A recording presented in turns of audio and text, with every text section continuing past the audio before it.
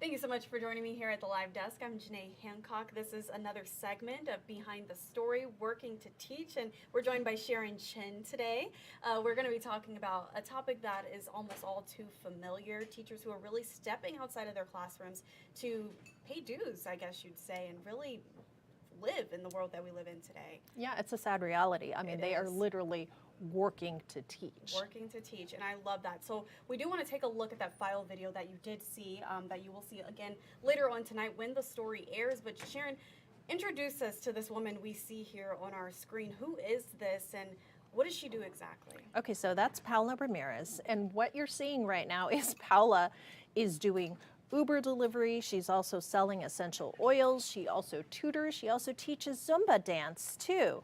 And this is not Paola's real job. Paola's real job is that she is a Spanish and math teacher for Kansas City Public Schools. Mm-hmm. She has a master's degree. She has been working in the field for more than 10 years, but yet she's still living paycheck to paycheck. Mm-hmm. And so in order for her to be able to stay in the classroom, do what she loves, she has to work all those multiple jobs that you see just to do that. An emphasis on multiple. So she is actually a food driver. She sells oils. She tutors. She's a full-time teacher, full-time mother. Yep, she's a single mother of two. And then on top of that, after we did this story, I was still in communication with Paola, and she told me that she's now looking into getting a bartending job on top of all those other jobs too. Yeah, so that's a total of 5+ jobs that we've already mentioned. So it just goes back to that struggle that so many teachers inside of the classroom are definitely dealing with.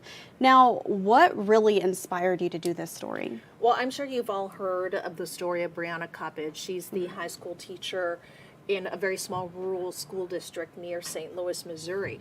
She bared it all for everybody to see on OnlyFans. And she said the reason why she did that was because she was paid so low that she could not sustain her salary, basically living paycheck to paycheck. And rural schools are paid even lower than city schools. And so Brianna had to do that to kind of, get by.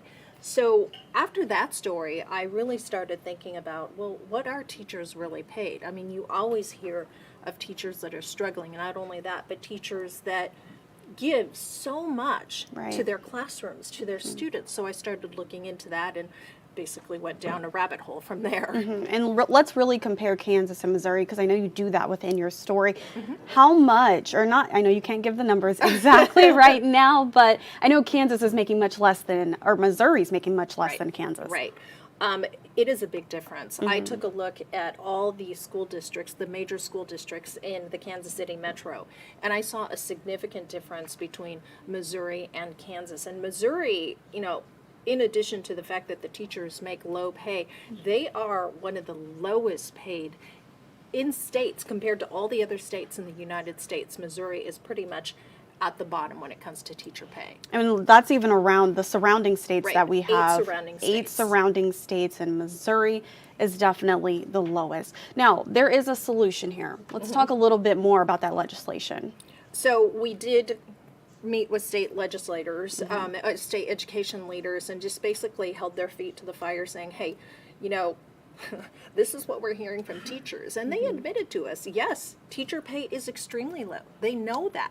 It begins low here in Missouri. And so they are working to raise that, but it is a process. I mean, they've got several programs that they have in place to kind of boost that salary, and then they're working on a longer term plan with lawmakers. But, as the state legislator said to me, he said, these things take time. Unfortunately, as they work on these things, this is what our teachers here have to do.